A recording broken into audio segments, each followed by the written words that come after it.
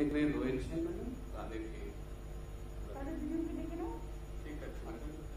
Mister Suman মেহতে ও রাজ দাস দুইজন আছেন madam, একজন এসএসসি হাওড়াতে যাচ্ছে।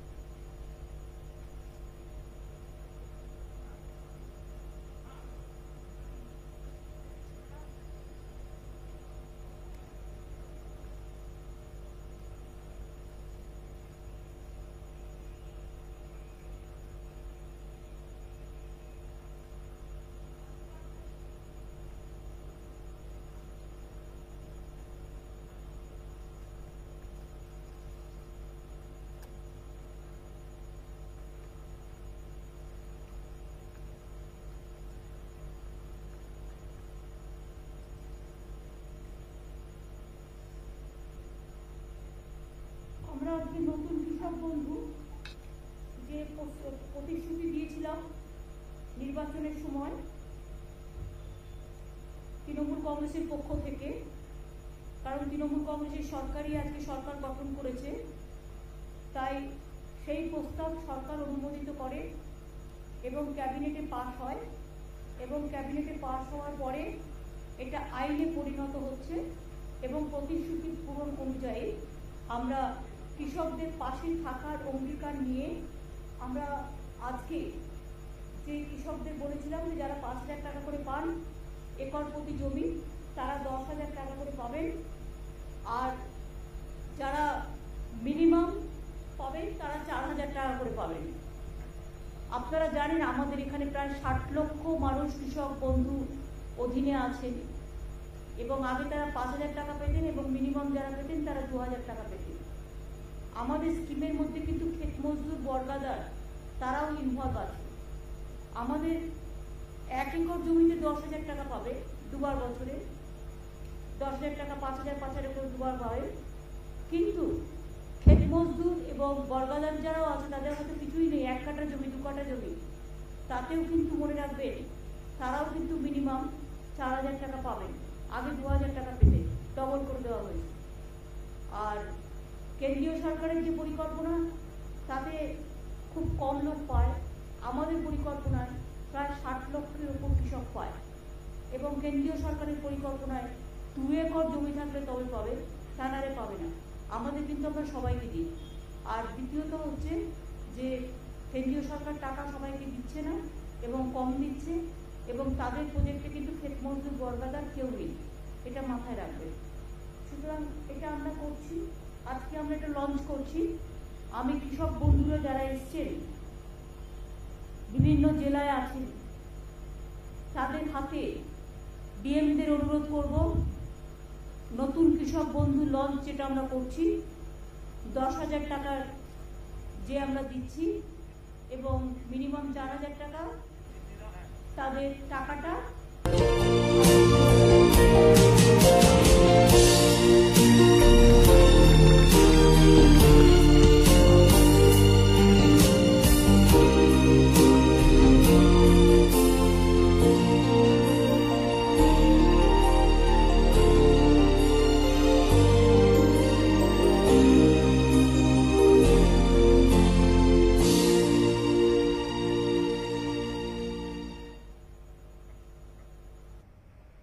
এবং আপনাদের জানান যে আজকে দিতে শুরু হলো সারা রাজ্য জুড়ে, বহু কৃষকের হাতে টাকা আজকেও তুলে দেওয়া হবে এবং বাকিদেরও আস্তে আস্তে পেয়ে যাবে বাকিরা।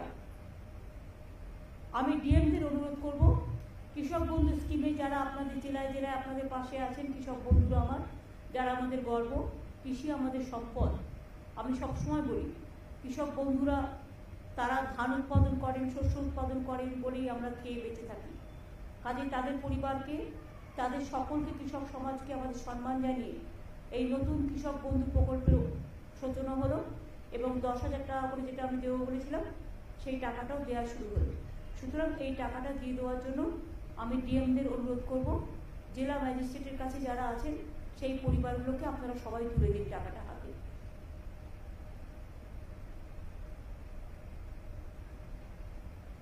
দেখতে পাচ্ছি, আপনারা টাকাটা তুলে দিন সবার হাতে।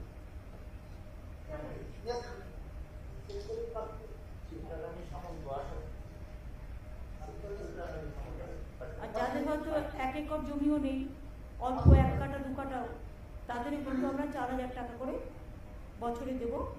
এবং আগে যারা 2,000 পেতেন তারা এখন টাকাটা ডবল হয়ে গেছে, 4,000 পাবে। এটা খুব বড় প্রজেক্ট, সারা ভারতবর্ষে বাংলায় প্রথম এই ধরনের একটা বৃহৎ স্কিম কৃষকদের জন্য করতে পেরে আমরা কৃতার্থ। এছাড়াও এই কৃষক বন্ধু স্কিমে কেউ মারা গেলে কৃষক 2 লাখ টাকা পর্যন্ত আমরা দিই। কৃষকদের জমিতে কোনো মিউটেশন ফিজ লাগে না। কৃষকদের শস্য বীমা প্রায় 700 কোটি টাকা আমরা খরচ করি। এছাড়াও কৃষকদের জমি যারা জলে ডুবে গেছে বা নানা রকম এতে অসুবিধে হয়েছে, তাদের জন্য কিন্তু মনে রাখবেন আমরা প্রায় এখানে যেমন এখনো পর্যন্ত আমরা প্রায় 62 লক্ষ কৃষক বর্গাদার ভাগ চাষিদের এই প্রকল্পে নিয়েছি এবং 4,500 কোটি টাকা সহায়তা ইতিমধ্যেই করেছি কৃষক বন্ধু। 28,000 কৃষক পরিবারকে ডেথ বেনিফিট মানে 2 লক্ষ টাকা করে প্রায় 555 কোটি টাকা দেওয়া হয়েছে। কৃষকদের স্বার্থে নথিভুক্তকরণ প্রক্রিয়াকেও সরল করা হয়েছে। জমির উপযুক্ত নথি থাকলেই তবেই কৃষক বন্ধু প্রকল্পে আগে আবেদন করা যেত। এখন নিজে অ্যাফিডেভিট করে বলতে পারে আমার এই জমি আছে, আমাকে করে দিন, তাহলে কিন্তু করবে। এটা রাজ্য জুড়ে কৃষক উন্নয়নে এটা আমাদের পদক্ষেপ। কৃষকদের ইনকাম 3 গুণেরও বেশি হয়ে গেছে, এখন হয়তো আরও বেশি হবে। দেশে অসংখ্য কৃষক মৃত্যুর ঘটনা ঘটছে, প্রায় 6 মাস ধরে আন্দোলন চলছে, কিন্তু বাংলা কিন্তু এক উজ্জ্বল ব্যতিক্রম। সবার ভারত সরকারের কৃষিকর্ম অ্যাওয়ার্ড আমরা পেয়েছি। খাজনা মিউটেশন ফি মুকুব করা হয়েছে, কৃষক রত্ন সম্মান প্রদান করা হয়েছে, কৃষক বার্ধক্য ভাতার পরিমাণ 750 টাকা বাড়িয়ে 1,000 টাকা করা হয়েছে এবং উপভোক্তার সংখ্যা 66,000 থেকে বাড়িয়ে 1 লক্ষ করা হয়েছে। বাংলা শস্য বীমা প্রিমিয়ামের টাকা টোটাল আমরা দিই 700 কোটি টাকা আমরা দিই। গত খরিফ মৌসুমে 64 লক্ষ কৃষককে এই বীমার আওতায় আনা হয়েছিল।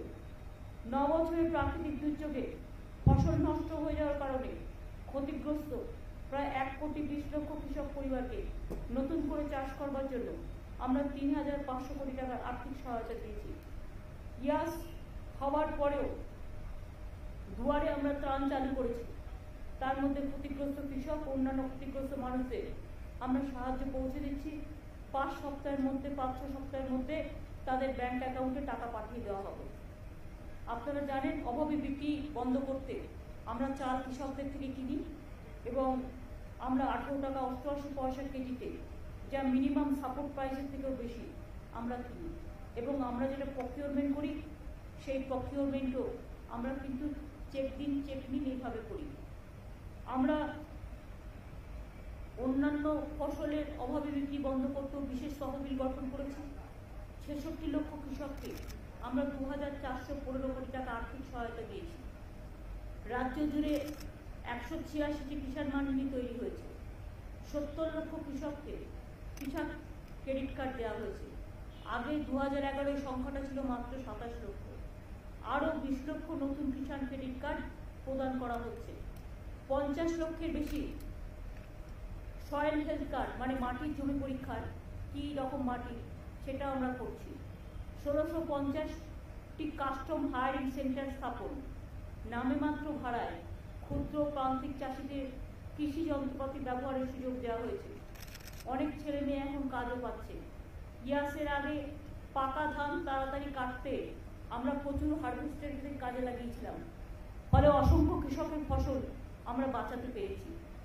এছাড়াও মনে রাখবেন রাজ্যের 6টি জেলায় বীরভূম, বাঁকুড়া, পুরুলিয়া, পশ্চিম বর্ধমান, ঝাড়গ্রাম, পশ্চিম মেদিনীপুর প্রায় 50,000 একর পতিত জমিকে কাজে লাগিয়ে পরিকল্পিতভাবে এগ্রিকালচার, হর্টিকালচার, মাছ চাষ, পশুপালন ইত্যাদি করার জন্য আমরা মাটির সৃষ্টি প্রকল্প চালু করেছি। ইতিমধ্যে 13,000-এর বেশি পতিত জমিতে কাজ শুরু হয়েছে। ইলেকট্রনিক ডেলিভারি সিস্টেম চালু করা হয়েছে, ডেলিভারি সার্ভিস সিস্টেম। বাড়িতে বসেই জমির পর্চা, মিউটেশন, কনভার্সনের মতো পরিষেবা আমরা অলরেডি দিচ্ছি। আর একটা হচ্ছে ইয়াসের সময় 24 পরগনা ও পূর্ব মেদিনীপুরে যেসব এলাকায় চাষের জমিতে নোনা জল ঢুকে গেছিল, সেখানকার 2 লক্ষ চাষিকে সল্ট টলারেন্ট অর্থাৎ নোনা স্বর্ণ ধানের বীজ ও অন্যান্য ইনপুটও দেওয়া হচ্ছে। আজ এরকম অনেক কৃষককে সেই কিট, প্রতি কিটে আছে 6 কেজি নোনা স্বর্ণ ধানের বীজ, মাইক্রোনি নিউট্রিয়েন্ট, বীজ শোধন করার কেমিক্যাল তুলে দেওয়া হচ্ছে। ডিএমরা তাদের কাছে যে চাষিরা গেছেন এই দুটো জেলার দক্ষিণ 24 পরগনা, উত্তর 24 পরগনা এবং মিদনাপুর পূর্বে নোনা জল ঢুকে গিয়ে ধানগুলো যে নষ্ট হয়ে গেছে সেগুলো আমরা স্বর্ণ ধান করবার জন্য আমরা এখানে নতুন করে কিট আবিষ্কার করেছি এবং অনেক কৃষককে সেই কিট, নোনা স্বর্ণ কিট, প্রতি কিটে আছে 6 কেজি নোনা স্বর্ণ ধানের বীজ, বীজ শোধন করার কেমিক্যাল সহ অনেক কিছু, এবং চাষিদের সুবিধার জন্য যৌথ বীজতলাও করা হচ্ছে। সুতরাং আপনারা বুঝতেই পারছেন, আমরা বলেছিলাম স্বর্ণ ধান যেখানে জলা জমিতে প্রতি বছরই জমি ভেসে যায়, ধানগুলো পচে যায়, সেখানে আমরা নতুন ধান উৎপাদন করব, তাতে চাষিরাও বাঁচবে, তাতে আমাদের উৎপাদনও চলবে এবং তাতে প্রতি বছর যে ঝামেলাটা, বিশেষ করে বন্যা এবং জল জমার, তাতে চাষিরা বাঁচবে। এইসব কাজগুলো করা হয়েছে। আর আজকে একটা বই লঞ্চ করা হচ্ছে, প্রতিশ্রুতি পূরণ, কৃষক বন্ধু নতুন। এটা আমি সৌম্যকে বলবো যে সব প্রেসকে, ওঙ্কার সব প্রেসকে দিয়ে দেবে, আপনারা এটার থেকে ডিটেলস নিয়ে যাবেন।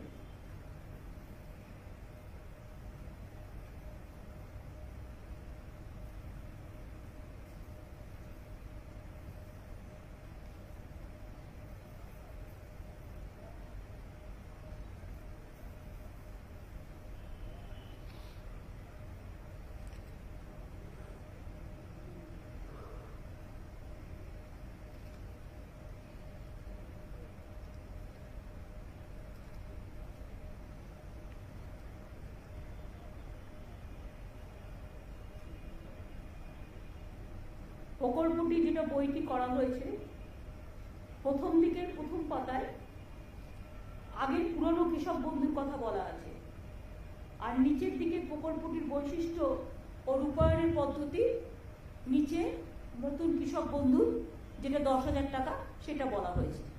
বইটার প্রতি আপনারা একটু লক্ষ্য রাখবেন, ওপরের দিকটা আগে 19-এর এটা বলা হয়েছে, আর আজকে যেটা অ্যানাউন্স করা হলো 10,000 টাকার, এটা হচ্ছে একদম আর্থিক সহায়তার বিবরণ, প্রকল্পটির বৈশিষ্ট্য, রূপায়ণের পদ্ধতি, এটা কিন্তু নিচে দেওয়া আছে, নিচে এই প্যারাগ্রাফে, এটা নতুন হয়েছে। তাহলে পুরনো নতুনটার সাথে যে তার পার্থক্যটা সেটা আপনারা মিলিয়ে নিতে পারবেন। বাদ বাকি সব ঠিক আছে। এবং এই বইটা পেলে আপনারা আমাদের কৃষিকাজ সম্পর্কে যে কথাগুলো আপনাদের আমি বললাম তার কিছুটা অন্তত পাবেন। কোন জেলায় কত কৃষক ক্রেডিট কার্ড থেকে শুরু করে কিছু ইনফরমেশন আপনারা পেতে পারেন। এটাই ছিল আজকে আমাদের। ডিএমরা নিশ্চয়ই চাষিদের কাছে কিটটা তুলে দিয়েছেন। দক্ষিণ 24 পরগনা তুলে দেওয়া হয়েছে, উত্তর 24 পরগনা, তুলে দিয়েছিলেন, পূর্ব মেদিনীপুর, তুলে দিচ্ছি, সব জেলায় তার মানে মোটামুটি তুলে দেওয়া হয়েছে, তাই তো? আর বাদ বাকি যেগুলো বাকি আছে কিটস গুলো তুলে দিন, নোনা জলের যেটা স্বর্ণধান কিটস, এতে চাষিরা উপকৃত হবে এবং ভালো করে চাষ করতে পারবে।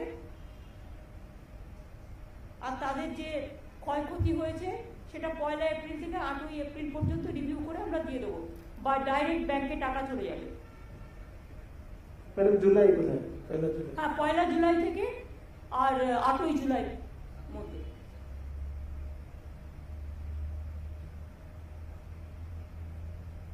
আর তারপরে আবার দুয়ারে টার্ন তো 18 তারিখ পর্যন্ত করা আছে, 18 তারিখের পরে রিভিউ হবে এবং 1 তারিখ থেকে 8 জুলাইয়ের মধ্যে টাকাগুলো ব্যাংকে পৌঁছে যাবে।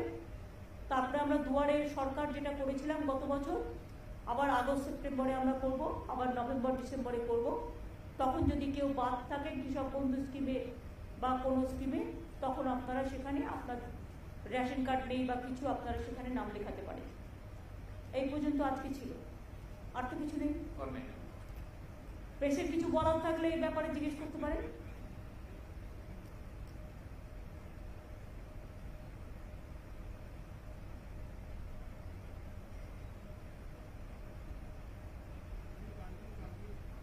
এখনো ভেবেই আসেনি।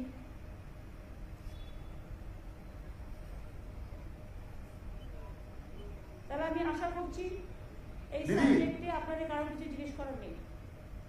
দিদি, হ্যাঁ, আপনি ইতিমধ্যে রাজ্যে বর্ষা ঢুকে গেছে এবং কদিন আগেই ঘূর্ণিঝড় ফলে কিন্তু অনেক ক্ষতি হয়ে গেছে। সেন্ট্রাল থেকে টিম এসেছিল, ঘুরে গেছে। আমফানের সময় আমরা দেখেছিলাম এসেছিল, ঘুরে গেছে। এখনো পর্যন্ত এই যে লাস্ট যে ঝড়টা হলো ইয়াস, তার জন্য কোনো ক্ষতিপূরণের কথা সেন্ট্রাল থেকে জানিয়েছে? না,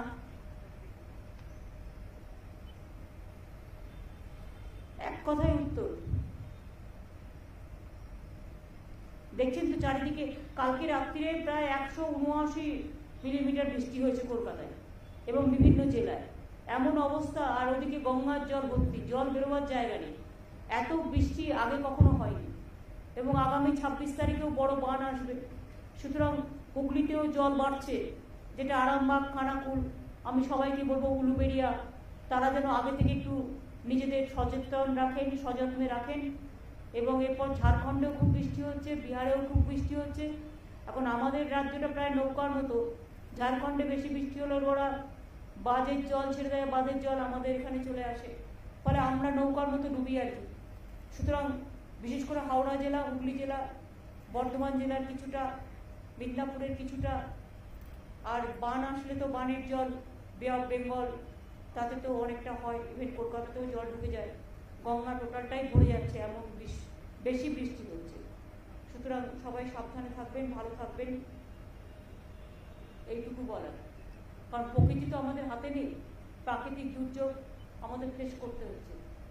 আমরা বোমার নাম শুনেছি, কিন্তু বৈদ্যুতিক বোমা, যেরকম বৈদ্যুতিক বোমার মতো বিদ্যুৎ চমকাচ্ছে আর এক একটা বিদ্যুতে লোক মারা যাচ্ছে, এইরকম তো আগে কখনো প্রকৃতিকে আমরা দেখিনি।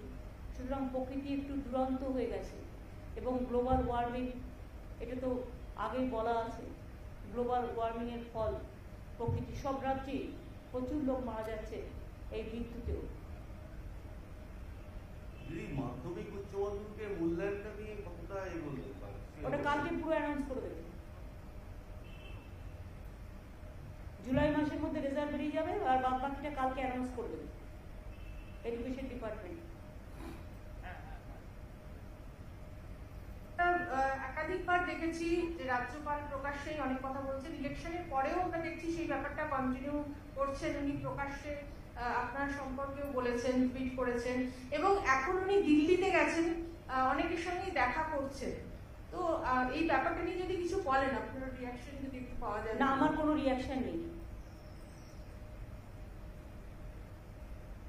কিন্তু যেভাবে উনি ফাংশন করছেন, অনেকেই তো বলছেন যে সেটা ঠিক নয়।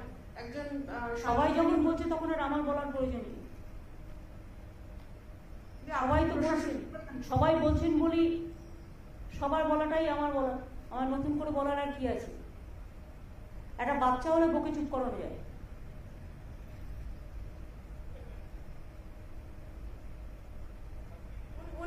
উনি তো বিজেপির এমএলএদের নিয়েও রাজভবনে বৈঠক করেছেন কিছুদিন আগে। কেন আমার মুখ খোলাচ্ছেন? এখানে speech is silver and silence is golden. मेरा एक सवाल है, कुछ रीजनल पार्टीज ने आरोप लगाया है कि राम मंदिर ट्रस्ट में एक जमीन जो थी 2 करोड़ की जमीन को 18 करोड़ में खरीदा गया और उसके पीछे स्कैम भी हो सकता है। सामने ही उत्तर प्रदेश का चुनाव है, क्या कहेंगे इस पर? हमें इस पे अभी कोई टिप्पणी नहीं करना है कि ओसीप सिन्हा ने एक पॉइंट रेज किया है। उन्होंने जब रेज किया है उनके पास जरूर कोई एविडेंस होगा, इसी के लिए उसको करने दीजिए। हम उनको पास से डिटेल्स लेने के बाद हम बोल सकते हैं।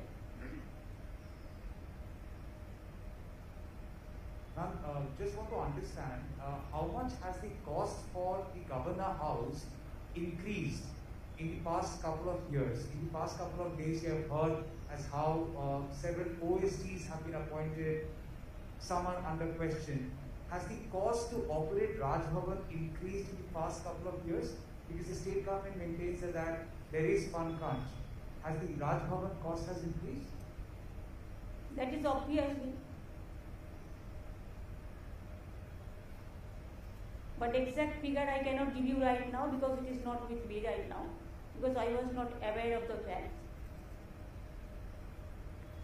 Raj Bhavan, not only here the Raj Bhavan, then Darjeeling also there is a Raj Bhavan.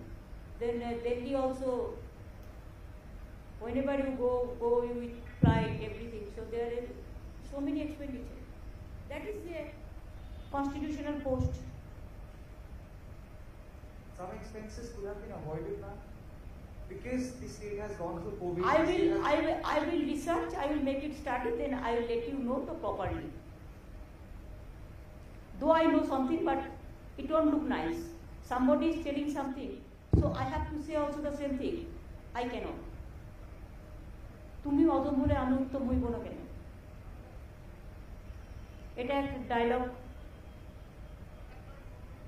নবকুমারের। কি এখনো রাজনৈতিক সন্ত্রাস চলছে? কারণ রাজ্যপাল বলছেন আপনি কি দেখতে পাচ্ছেন? না আপনারা তো এখানকার সাংবাদিক, আপনারা কি দেখতে পাচ্ছেন কিছু? আমার আগে তো আপনারা দেখতে পাচ্ছেন। আপনারাই তো এগুলোর খোঁজ খবর সবচেয়ে বেশি রাখেন। আপনাদের যখন চোখে পড়ছে না, তা কারোর যদি চোখে নেওয়া হয় আমি কি করতে পারি? আমি কি কোনো সম্বন্ধে বলি না, আমি বলছি কারো যদি হয় উচ্চ।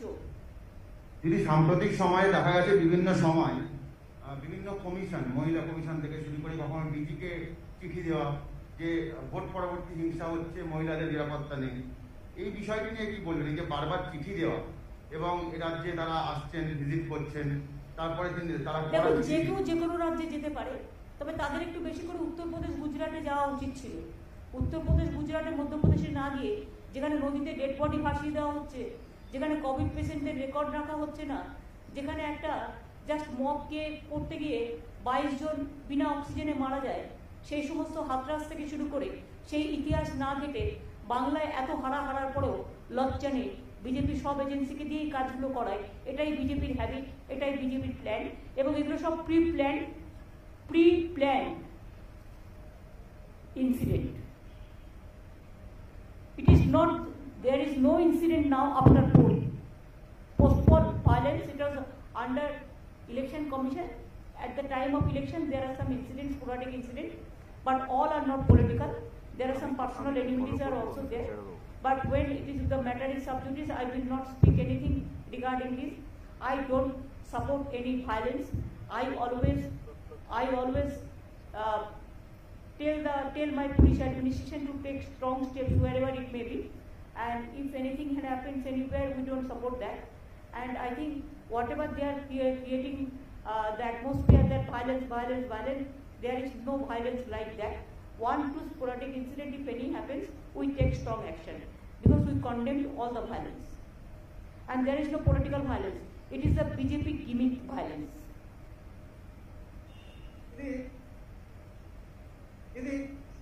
আবার কি বলছি, বিশেষ এক রাজনৈতিক দল উত্তরবঙ্গে যেমন কেন্দ্রশাসিত অঞ্চলে একটা অরাজকতা করার চেষ্টা করছে, তেমনি জঙ্গলমহলেও মাওবাদীদের কার্যকলাপ বাড়ানোর জন্য একটা ষড়যন্ত্র চলছে।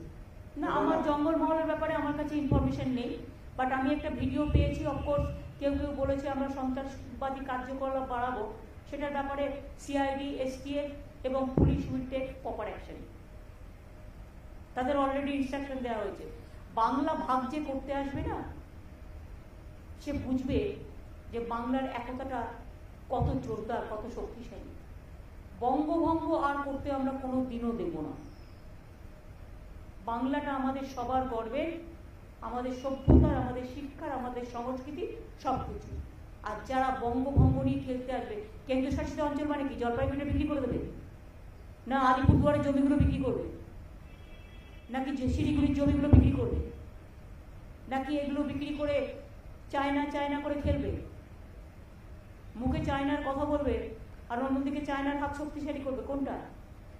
আগে এটার হিসেব দিতে হবে, উত্তর দিতে হবে। আমরা তো সামলে রেখেছি, আমাদের এখানে তো কোনো গন্ডগোল নেই। কোথাও কোনো ঘটনা ঘটলে আমাদের পুলিশ সঙ্গে সঙ্গে তাকে ধরে ফেলবে। দিল্লির পুলিশের থেকেও আমাদের পুলিশ অনেক ভালো কাজ করে।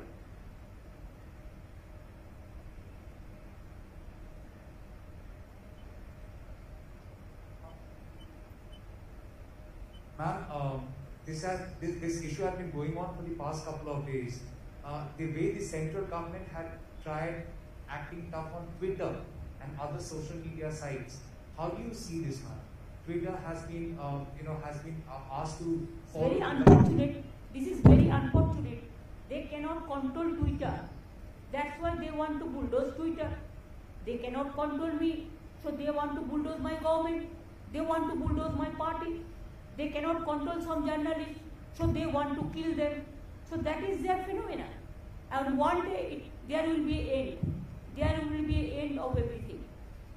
I condemn this. আমি আপনাদের কাছে বলি, আমাকে চিফ সেক্রেটারি জানালেন যে আমরা যে অ্যানাউন্সমেন্ট করলাম 10,000 টাকা করে আজ থেকে দেওয়া হবে, ইতিমধ্যেই আজকেই 9,78,531 জন কৃষক বন্ধু ফার্মার্স 22টা ডিস্ট্রিক্টে 290 কোটি টাকা রিলিজ করা হয়েছে direct bank transparent bank DBT সিস্টেমের মধ্যে দিয়ে। ইতিমধ্যেই দেখুন অ্যানাউন্স করার সাথে সাথে লঞ্চ করার সাথে সাথে 9,78,531 জন কৃষক বন্ধু ফার্মার অফ অল 22 ডিস্ট্রিক্ট 290 কোটি টাকা আজকেই রিলিজ করা হয়েছে ডিবিটির মাধ্যমে। কনগ্রাচুলেশন। বাদ বাকিগুলোও দিয়ে দিতে হবে।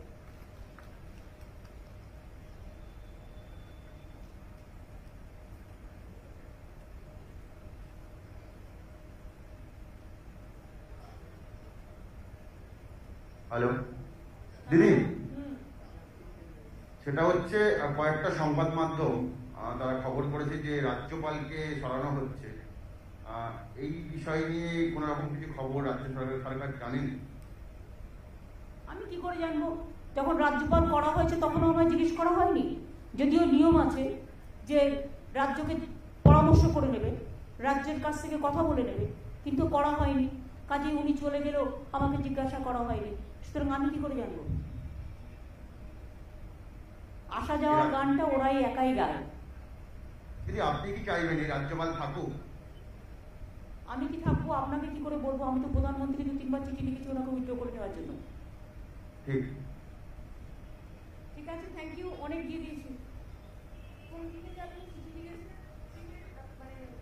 ভ্যাকসিনের ব্যাপারে কোনো রিপ্লাই বা কোনো কি এসছে ভ্যাকসিন নিয়ে?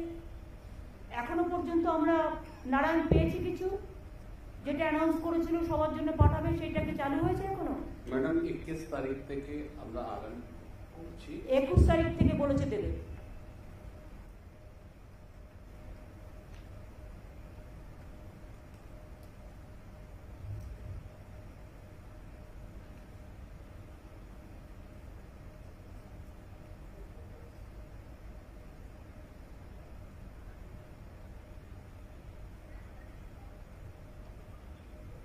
না দিদি, রাজ্যপাল কেন্দ্রীয় কয়লা মন্ত্রীর কাছে গেল, আজকে সকালে রাষ্ট্রপতি দুয়ারে দুয়ারে ঘুরে বেড়াচ্ছেন।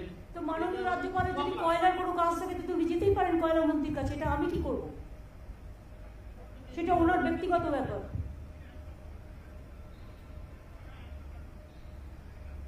আজকে আবার অমিত শাহর সঙ্গে দেখা করছে নাকি? সে করতেই পারে। উনি কার সাথে দেখা করবেন সেটা ওনার ব্যাপার, উনি তো ওদেরই লোক।